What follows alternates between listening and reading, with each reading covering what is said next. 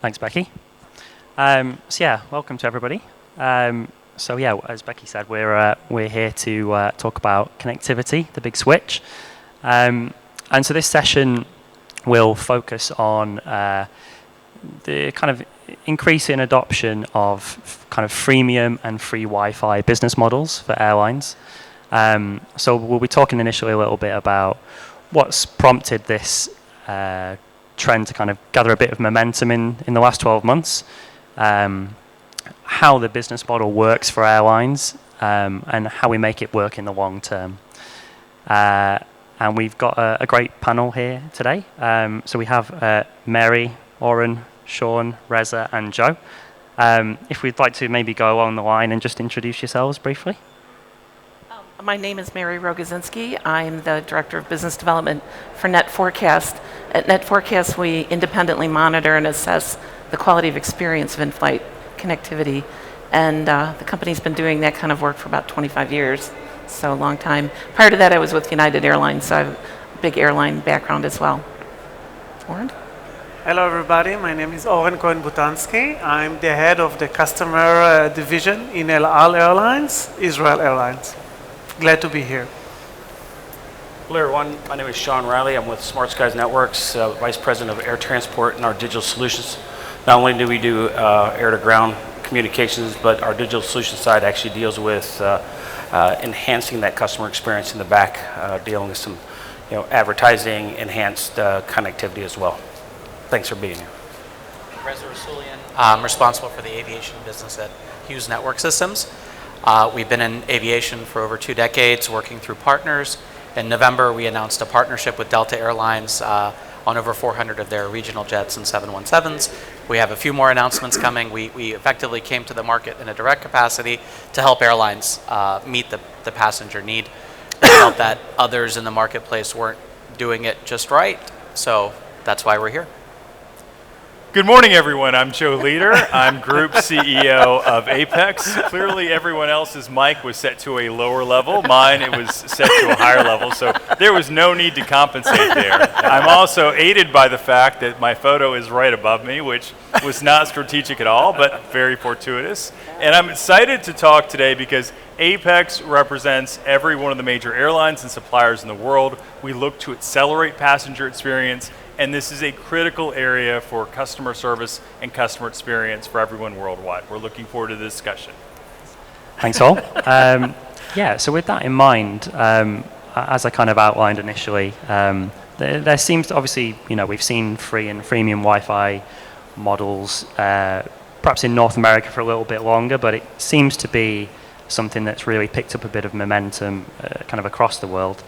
I know we've had kind of announcements from Lufthansa and Vistara, Air Canada, and Malaysian Airlines, and I think most recently British Airways as well.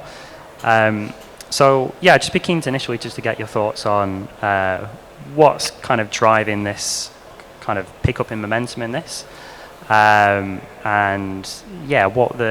what you think the kind of key factors are in that.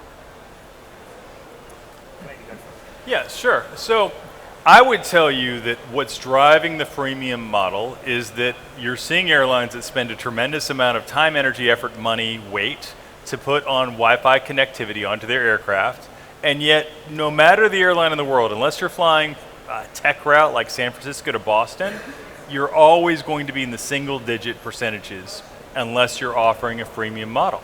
So by offering a freemium model, what you do is you do normally an exchange of information. You say, I would like a little bit of information about you as my customer, and in exchange I will give you an amount or certain services like messaging that are free. And when that happens, we see take rates, including paid take rates, go into double digits. And the name of the game is how high you can get into double digits without oversaturating your bandwidth. And as we see more and more bandwidth available, and as we see quality of experience being very well tracked by companies like Mary's, we're seeing an improvement that means we can go higher and higher and deliver more to our customers. And it's all about hitting the right level where we're serving our customers rather than stalking them. I don't think that the Wi-Fi is the story. I think the Wi-Fi is a part of the customer journey. So he wants a personal attention. He wants nice food. He wants entertainment. Yes, and he wants Wi-Fi. Especially our businessmen, they want to be always to be connected because for them, they want to be online emails and SMS and WhatsApp. And we can see that while we provided in El Al, in our Boeing 787 to North America, we provide a free Wi-Fi, the score of the customer service was highest because they feel that we can see them, that we take care of their needs. So there is a difference between the population that sits on in the tourist cabin or in the business. It's different needs. For the tourist, we provide, now we are looking for a solution of messaging. The messaging is very crucial, probably in Israel, that everybody wants to be connected with each other. And for the businessmen, they want to work. For them, the sitting in the business class is part of their office. Yeah, I tend to agree with both Oren and Joe. I think that the demand is insatiable. Folks want to be connected. They, at least to message with their loved ones or their colleagues, but also equally importantly, working while transiting from point A to point B. I was actually talking to a consultant in town of a major consulting company, and she was telling me that, you know, we have 6 people working on this document. They're collaborating together, and the time that I'm going to, you know, from Germany to the U.S., I can't do it because of the current technology and the current limitations. So I think, you know, more and more we're going to see the demand continue to grow. And I think as an industry, we have to create the solutions and the products and services to meet that demand. Did you want to? Yeah, I was going to just chime in on that. You know, even myself traveling just over here for this event, you know, you're separated between 6, 7, 8 hours, and there's so much with the time zone change. If you're not staying connected, you know, even just a simple message, whether it's a WhatsApp or Teams, being able to do that. You know, you have your challenges because we sometimes tend to think, hey, I'm at home and I've got this mega bandwidth to use. However, you know, at the aircraft, we don't have this mega bandwidth all the time. We've got to find a way to make sure that that customer experience is actually quite good. Now, my view on this is a little different in that I'm concerned, being that I'm very focused on the quality of experience on the flights, I think we're going to start seeing a lot more data going through these pipes. And customers want in the air what they want on the ground, and we are so used to that excellent experience. So I think it's going to be a challenge for the service providers to meet that need, because especially from the customer perspective, if you offer something free and you can't deliver it, or it's not as the quality you would like it to be, that's going to be a real challenge. And it'll be interesting to see how it evolves. I think the satellites are getting so much better.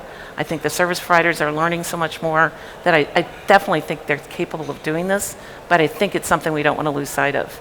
A previous discussion this morning talked a little bit about NPS and CSAT scores and how important those are to the airlines. And so I think it's going to be really important that as we move forward with these free models to really keep track of what is that experience that the customer is getting, and is the network capable of supporting it, the demand. I think a comment was made yesterday, I think Reza, were you on that panel, where I think it was John Wade said his goal was to see 100 plus take rate in 5 years. So in other words, everybody's using it, plus everybody's using multiple devices. That suggests you're going to need a lot of bandwidth. And I think it's going to have something the airlines are going to want to really be able to track and monitor the experience. Yeah, that's really interesting. In terms of protecting that customer experience as we start to see more freemium models and free models and higher take-ups, what are the kind of immediate challenges there? How do airlines kind of go at a comfortable speed doing this so that they're not, you know, overexerting themselves and, you know, weakening the customer experience? Yeah. Is it kind of a... I think I know where you're going. I know, I think we've spoken to airlines who are trying to balance how much they're spending on bandwidth versus what that quality of experience should be. And they're maybe willing to go with a little lower quality of experience. to save some money. But again, as we expand this to all seats and all aircraft, I think it's going to become a real challenge. And again, I'm going to kind of turn it over to some of the network guys to see what you guys want to say on that. Or Oren? I think that you have two expectations. One expectation is the customer that for him, he went out from his house, he put on the navigation, and then he go to his bank application, and then he booked himself to the flight. For him, he wants the same journey and the same ability. And for our airlines, we have our challenges, and if you do it with a collaboration with another company or with a commercial, and you do to back up this huge usage that you need, you can find the solution that you will give the same solution on ground. Yeah, I think it's going to be, when you start saying exchange of information, give me some information, give you free Wi-Fi, then that whole passenger experience to be able to say, hey, yeah, I'm at home using it, but you're not. There's so much that gets added to web pages on the back side, and there's so much extra payload that we as the client or the user don't actually see because they're wanting that extra information. And there's ways to on the network to kind of maybe try to tailor some of that, but it's still so much gets added to it. So you've got to reduce the weight of that web page, keeping the user experience up, but still have the ability to give information, whether it's to the advertiser that's there kind of helping subsidize that, but how can you also now bring the advertiser into the revenue generation to give something back to the airline even. And you see it a little bit going on with Delta right now, stuff like that, where, hey, you sign up for our loyalty program, and there's these other things that go on, as you alluded to before. But it's that experience. Even if it's free, you get what you pay for at the end of the day, right? So you've got to find and manage that technology against getting the information out to pay for it, because someone needs to pay the networks because it's not inexpensive. Yeah, I would add to that one element is, like, for example, what in this percentage basis, getting to that critical double digits of Wi-Fi connection. Typical airline, depending on what their contract service level is, if you're doing text messaging, you're looking at an added cost of 10 to 20 cents per passenger. So it's in the noise. And then amazingly, customers are quite happy with having just that text messaging. But what it does is they can see if someone on WhatsApp or Messenger or on messaging services is trying to send them a photo, or if they want to send something. They're like, oh my gosh, it basically goes on the never-ending whirl where you're never going to get your photo. Okay, I'm willing to jump through a hoop to do X, Y, and Z. Maybe they buy the hour package. Yes. On Delta, their alternative to providing a SkyMiles number is you can spend $5. So it's a really good trade-out. I think for all of the airlines, what I'm watching more and more is this freemium model work really well. On my flight here on Turkish Airlines, even up front, you're limited on the amount of bandwidth you have. I had 1 gig. So I turned everything on miserly settings, but I'm techie enough to know how to do that. Most passengers are not. Their phones are backing up while they're in the air. They're treating it like an all-you-can-eat buffet. They'll run out, and it costs the airline. And since it costs the airline, it's fair to charge the passenger for what they're using. We're seeing an uptake rate, depending on the airline, anywhere from 40 to 60% once they're on that 1 gig model. Because the last thing you want to do is to wake up from your nap and be like, oh, I want to do email for the last couple hours of my flight, and you got no bandwidth left. They jump in. Qatar Airways also did a really nice approach. Instead of making you remember a loyalty number that you're never going to remember, just your email address, just your phone, anything associated with your loyalty account, they'll say that's good enough. Don't make your customers remember a username and password to log on to their freemium Wi-Fi. Make it easy for them, because that's what we're in the business of doing. Sure. Yeah, I think ease of use is a great point, Joe. That, as a Delta passenger, Turkish Airlines passenger, it's really frictionless to be able to get on and connect. As a SkyMiles member, or if you're in business on Turkish, it's very easy to connect. Yeah. You just put your seat number and your name, and that's it. So I think removing the barriers for passengers to be able to connect is a kind of a common theme also. And then you need to deliver a great experience once you do connect. So I think it's kind of a balance of all these things. Yeah, that's yeah. I think removing the friction that passengers have at the moment is going to be such a key part of that. I guess sort of speaking more broadly on the business models as well. You know, as airlines start to move towards these models, how do they support them? You know, as best they can in terms of kind of financial terms. Is it obviously, you know, there's significant benefits to, you know, to connectivity, and I think we'll probably come on to the impact that might have on passenger loyalty. But from, I guess, a kind of more basic form, if airlines are kind of looking to ancillary revenues, you know, for advertising that, you know, connectivity can maybe give them a little bit more potential with, or with sponsorships. You know, I know a lot of the North American airlines have partnered with MNOs.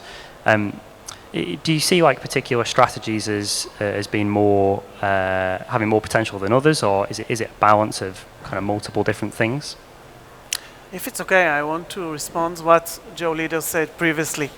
I don't see a challenge when you ask customer to identify himself. Why? Password. Because it's allowed me as airlines to know who is the customer, to show him his own menu, what kind of movie he likes to see, what previous flights he has in before, if you want to connect with the customer service. So, like when I came here yesterday to my hotel and you say, hello, Mr. Butansky, I feel that somebody saw me. It's so simple. Now imagine you come to my airline and you see your name, you see where you're going, you see what kinds of wines you like to drink and so on. So for me, it's okay to ask the customer to identify himself. He's willing to do it. Not something so complicated by 8 digital or so or something, but surely he feel the communication with us. We need to take for granted that the moment you give the customer something free, the next time for him is obvious. So I don't think that we need to allow that for free for everybody. It's a difference if you are a customer that fly with me every week to a long distance, or once a year you spend with us your time. So it needs to be something that the customer will feel that it's in addition, it's something, it's not obvious that I give. Because the moment you've provided, he will not take it for any advantage later. Okay? So I had to say it. Yeah, it's a very good point, because I look at our friends, for example, at JetBlue. Here is an airline that's been providing great Wi-Fi to all their passengers for free for 10 years. And when I ask people, so why do you fly JetBlue? And I love their answers. Wi-Fi should be at the top, and unfortunately, it's just not there. They'll speak about the experience. And then it really surprised me, for example, when Delta started doing free messaging, and we have a neutral app that ranks 600 airlines worldwide, all of a sudden, with that free messaging message to all their customers saying, Delta does this, all of a sudden they were ranked by their customers as the best Wi-Fi in the world from free messaging alone. It was very surprising to us, but it shows how important the message is that you're getting out to your customers. If you're the airline, like I still think that JetBlue has a unique position, being the airline, the only airline that guarantees free Wi-Fi on every flight without having to log on. And because my very good friends at Delta, 80 to 90% of their aircraft have free Wi-Fi, rest don't. It's not a consistent experience yet. And so when you're the competitor like JetBlue, you always look for an angle of attack that says, you know, we're spending a lot on this, we're investing on it. How do you maximize that return on investment? So to Oren's point, right message to the right customer base.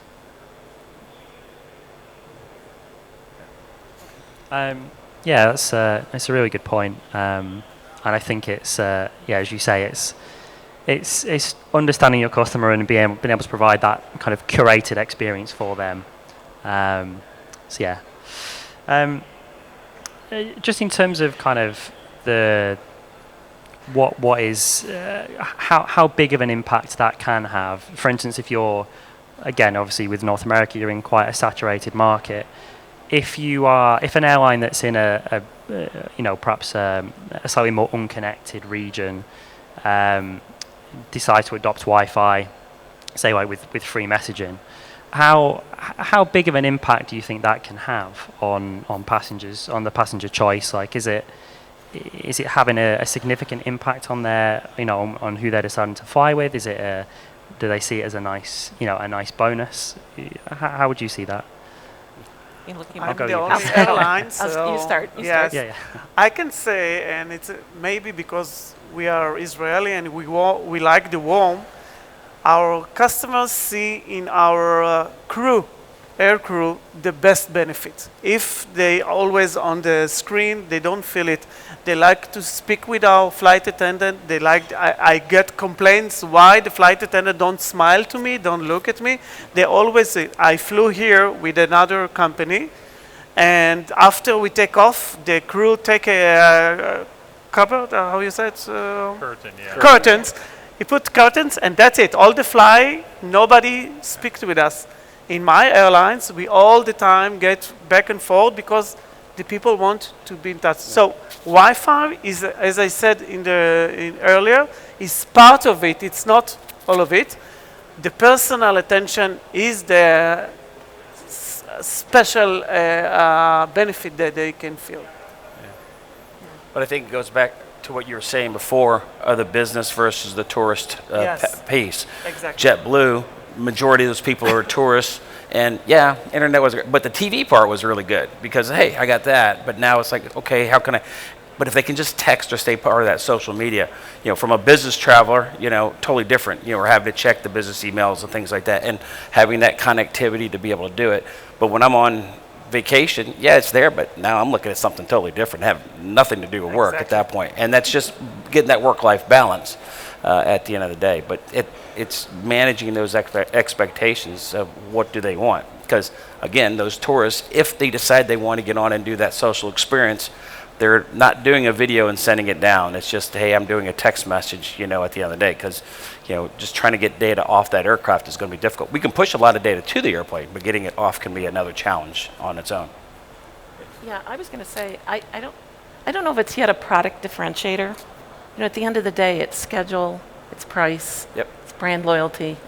I live in Chicago. It's difficult for me to fly JetBlue. I would love to fly JetBlue. I just don't go to the same places. So I haven't experienced their product. But I think I don't know if it's really that brand differentiator yet.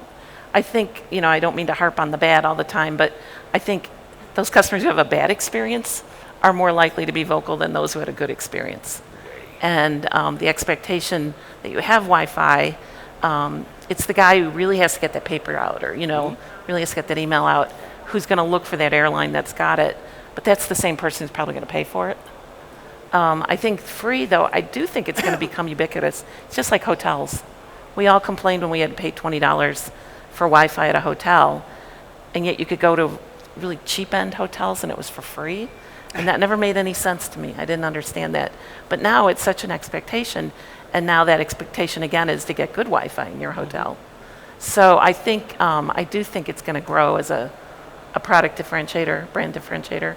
I just don't know if we're there yet. Yeah. You're looking at me, Joe. We're seeing, I think everyone has expected, once I have Wi-Fi, people will book towards me, to Mary's point. Instead, what we are seeing book away. So if you want connectivity and you fly Frontier or you fly Ryanair, okay, it's the nonstop on this route. I mean, within Europe, you're going to end up on routes on Ryanair and EasyJet where you have to go point to point. At the same time, boy, if my aircraft doesn't have connectivity, I don't forget that. Yeah. And I had the opposite experience. So I hadn't flown Fly Dubai since before the pandemic. And so I flew them into Dubai a few weeks ago. Amazing seat, amazing IFE, amazing service. Guess what crushed me? They don't have Wi-Fi anymore. Really? And I was stunned. I was going to visit Fly Dubai, and the take rate wasn't there. So they had, moved away with their Wi-Fi. At the same time, you have to think if you're flying to Dubai, you're trying to get Emirates customers to take Fly Dubai. It's a great product. And I personal opinion, I think it misses the mark. There could be some different dynamics in terms of what they made a decision on. But as a customer, I'm going, okay, had no problem flying Fly Dubai from my flight to Dubai to Doha, but on my longer leg to Dubai, which was about 3 hours, I did not expect to get on the aircraft and have no Wi-Fi. I mean, you always come on with an expectation. And that's what I think airlines need to be looking for, is book away. And if they don't have messaging or a freemium model, I think customers are going to put it into what I would call their brand bucket. So you look at Delta in the United States way up here, because they're always providing this freemium offering.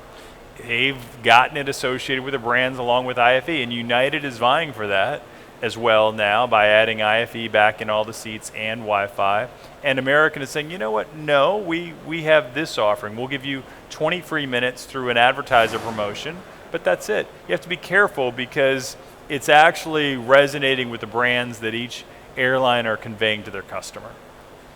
And just to quickly add, it does make a difference. So I've flown all the major airlines in the States, and when especially traveling for business, you're on your device, you may be watching the news or a show while you're on your device. So having the seat back, having in-flight connectivity together is a fantastic experience as long as everything works.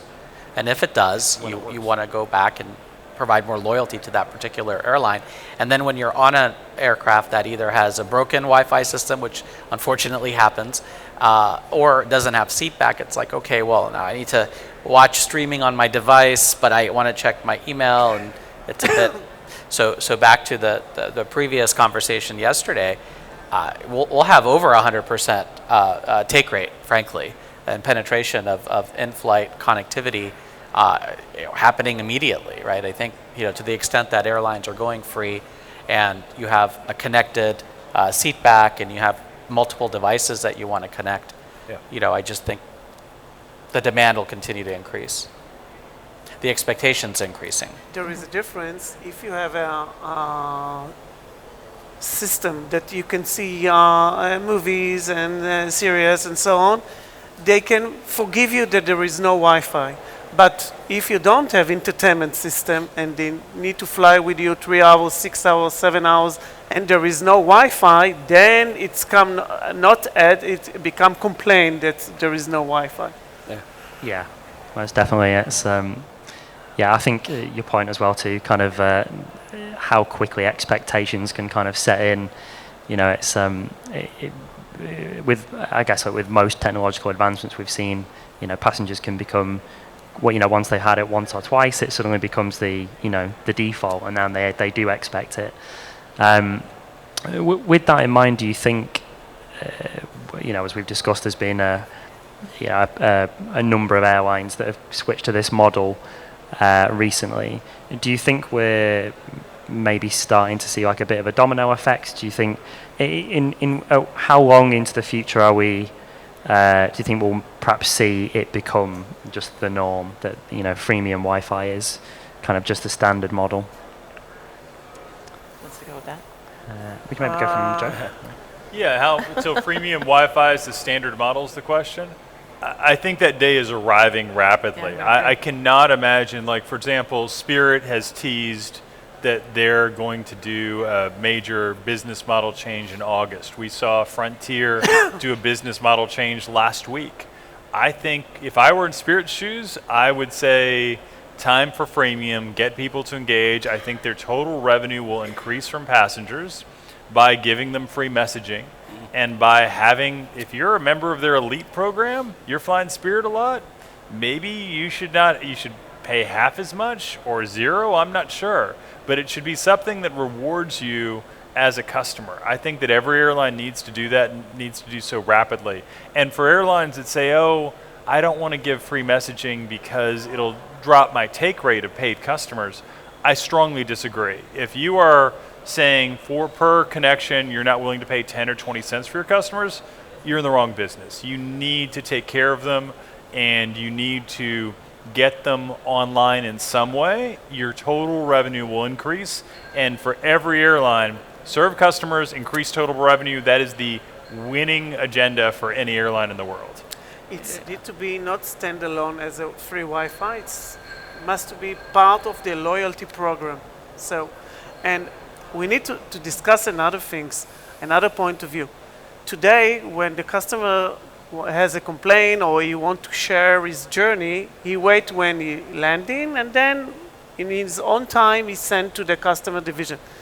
Now, the flight attendant or the crew can fly, and at the same time, the customer can expose what he's feeling about his journey, and it's a different behavior, it's a different attention that we need to be aware of, part of it when you allow. But yes, I'm sure it's going to be the next few years that all the airlines will find a solution that it will be part of the loyalty program. I think that's going to be your big piece, is the solution, right? Because yes, I hear what you're saying on Spirit. Maybe it'll generate revenue, but they're a low-cost airline, right? And so, you know, their airlines are already operating on very thin margins as it is. So they've got to find a way to say, how am I going to pay for that? Because, you know, having, you know, connectivity to the aircraft is not inexpensive. You know, especially the bigger the bandwidth, bigger the pipe.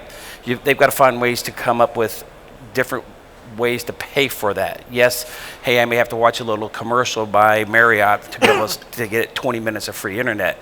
Is that so bad, you know, to offset some of that? But there's other ways to maybe even look at. But airlines got to be more creative on getting the ancillary revenue in, you know, to be able to generate that revenue. You know, advertising that maybe not as normally seen by a passenger, because you go to ESPN.com, you see ads going around, there's advertising going there. Airlines get nothing for that right now. So is there a way for that airline to get money to offset that cost? Because they've got to offset the cost one way or the other.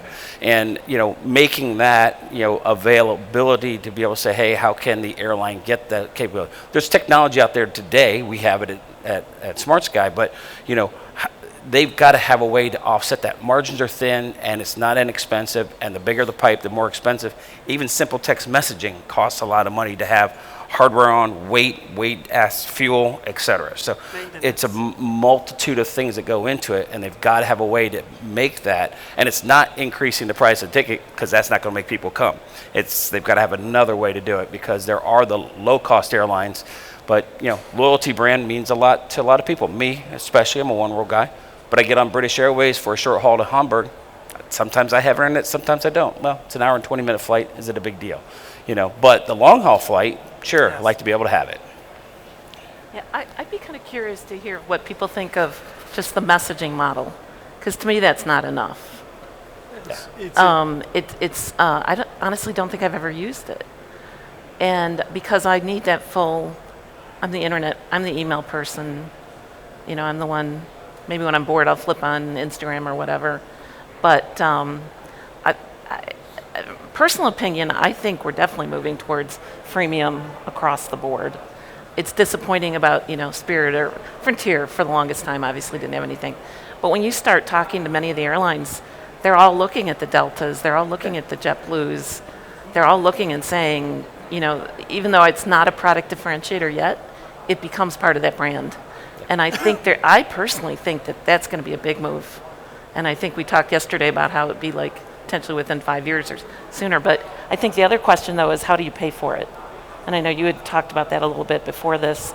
And I think that's going to be the big challenge, how to best pay for it. I don't think airlines are going to want to put it into the ticket price. I don't know. Could you speak to that? Or Messaging is the first steps. You know, it started. We can see that our customers like to do messaging all the time to be connected, but I agree with you. It's just the first steps. And if you want to, with a social network and so on, you can pay $2, $5, $10, whatever. But you can see that for the customer, okay, at least they give us the minimum, so this is the messaging, but you need to provide more. If you want especially for the young people that fly with us.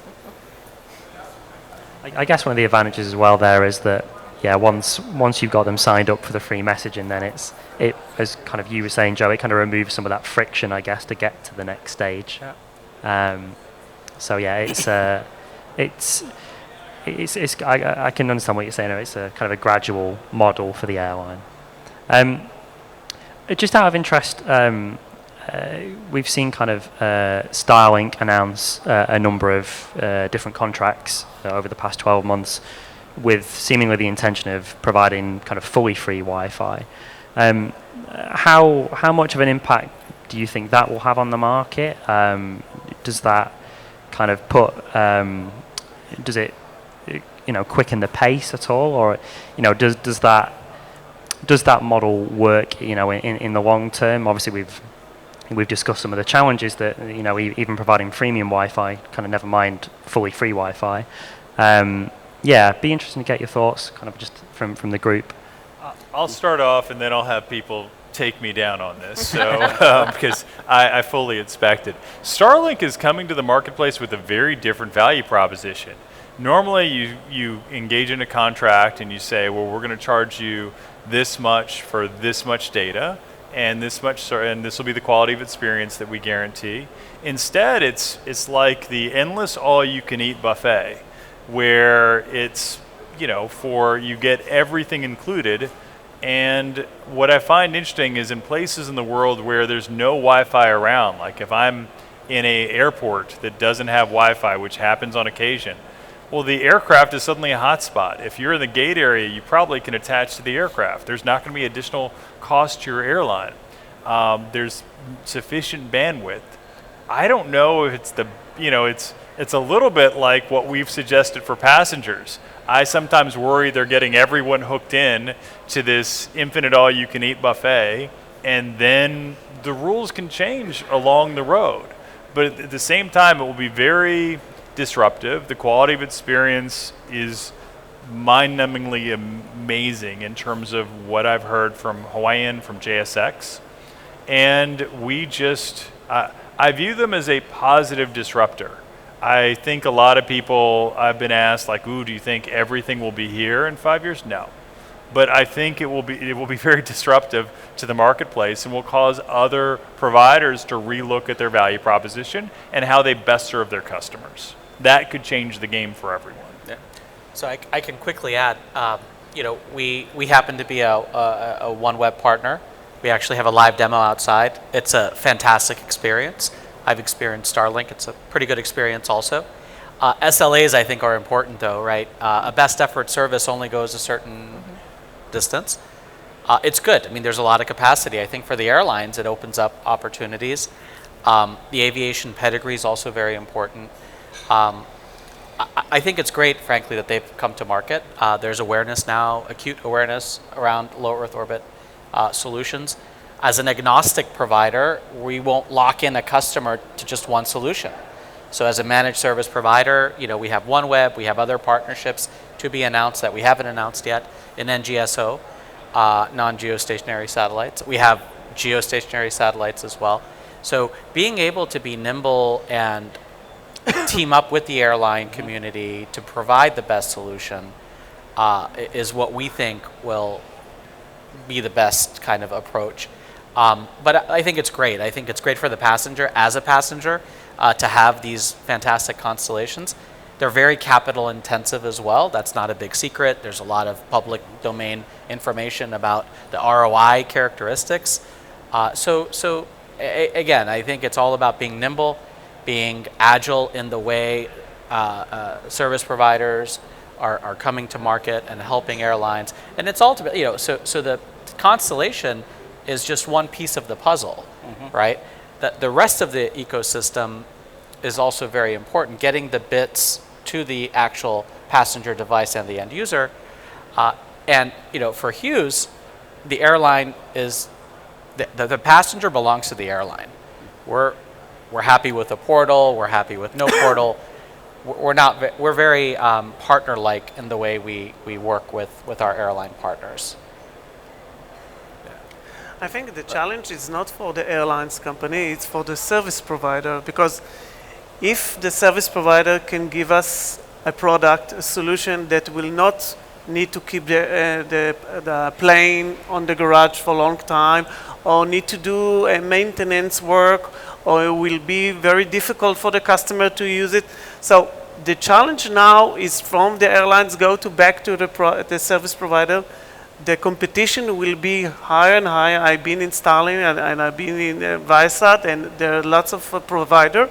And we can see that the trend and the change is not in the airlines, in the service provider, and the kinds of solution that they are provide us, and the future is bright. Yeah, For sure. Sorry. But it goes to your point but if you don't have a good experience, they look at you, the airline, not Hughes, the service provider, unfortunately, right? And Starlink, going back to your question, is yes, it is a disruptor. Yes, the user experience is okay right now, but it's that, again, service quality experience. There's not that many Starlink airplanes flying out there. What happens when it gets more and more? And yes, there's an all-you-can-eat model to it, but again, it goes back, you get what you pay for. And there's lots of payload on web pages and things like that. And a link budget can get used up really quick. We won't get into a technical discussion, but there's a difference between a OneWeb link to an aircraft versus a Starlink link to an aircraft. That user experience or that link budget to be able to provide those pages and that service. You've got a lot of work you've got to be able to do to make sure that happens, because it's going to be the airline that's going to get the finger pointed at them. Yes. It's not just, hey, the flight didn't walk up and down the aisle, but this is the worst thing I ever had. JSX, I've got 20 passengers on there. Hey, it's a great experience. Put 200 passengers on there, that's a different story. And in the cases of like Hawaiian, you've got multiple antennas to be able to serve those passengers. So it is a phenomenal way to disrupt it, because it does push us into that freemium Wi-Fi, but now there's a technology backside of it that we've got to backfill to help make it happen. It's interesting on Hawaiian, where you have over 100 passengers, there was actually a link test. So we had, after Apex Tech, I asked our friends at Hawaiian to reposition an aircraft to go from Long Beach to Honolulu, because airlines wanted to try it out. So Hawaiian complied. And we had a journalist go on board, and you can Google this story. Yeah. And what happened was, over 100 links on board, they were getting over 100 megabytes per second download and extremely fast upload. Now, there's not a lot of traffic on Starlink over the Pacific yet. Exactly, so this is, you have to look at what the context is. Yeah. At the same time, oh my goodness, if I don't get that kind of bandwidth at my house. That's right. And I pay for that kind of bandwidth at my house. So I'm looking forward to that type of experience. Hawaiian doesn't fly to Atlanta, so I don't foresee that in the near future, but it's fun. Yeah. But I think that's an interesting point. What if that aircraft would have gone to Denver and then to Atlanta? Or actually the East Coast corridor, east of the Mississippi, is extremely dense with population. Yeah. So I think capacity density, look, more power to these constellations that are trying to also serve consumers. Because when you have consumers on the network, as well as enterprises on the network, the contention is a real thing. So again, I think for airlines, it's like, buyer beware, like any of us, right? When we're making a decision, I think we have to just eyes wide open in the decisions we're making. Now, for airlines that are mostly over, the oceans, well, that's good. I think there's a lot of capacity. Yeah, and the only test that I've seen is with our friends at JSX. So they'll have 10 aircraft on the ground, all running hot, all providing Wi-Fi to everyone, and you're still able to get north of 50 megabits per second, which again, that's Dallas is your consumer at an airport scenario. That's right. How will it do over time? We'll find out. That's That's the multi-million-dollar question. That's right. 10 aircraft versus 100 aircraft. We need to end because this is the QA session. Yes. But I need to say something that we need to remember. Not all of the passengers are Joe leader. Most of the passenger will need a train and need support. Yeah. So the flight attendant need to take another training how to support this, because everybody say, I'm not serving, I cannot see this page, and so on and so on. So it makes the hospitality in the airlines different. Yeah. Yeah. Perfect. Okay, yeah, I think we've maybe got time for one or two questions. Anybody? No questions. We were so thorough. Stephanie has a question over here. Please say your name and your company's name. Stephanie Taylor from Apex Media. We have obviously touched on Leo, and I was just wondering how you think that's going to change people's perspective of in-flight Wi-Fi, because we've heard people at shows before say, I think it was Intelsat said on their demonstrator, when they switched from LEO to GEO, passengers could tell. And yeah, I just wanted to see how you think that's going to impact airline decisions going forward. I couldn't hear the whole question. Yeah, it's kind of hard to hear Great the question. question, So but the, we que- didn't the hear question enough. is moving from LEO, basically when you have a service provider that is utilizing multiple services, you're trying to show that it's seamless for customers. How will it impact customer perception, and also how will it impact their service as we're looking at a multi-mode service provider world, which is something new for us? Is that a good capture? Thank you. I'm not going to speak for the airline, but I'm going to say having multiple satellite systems on the aircraft, costly, more weight, more fuel. And I think it's going to be very difficult to say how you're going to put two connectivity satellite providers to say here's a LEO versus a GEO, but I don't know. I think cost is going to be a big part of that, because now that adds cost to your service, adds cost. You might be able to get experience. Airlines. There you go. You can do it.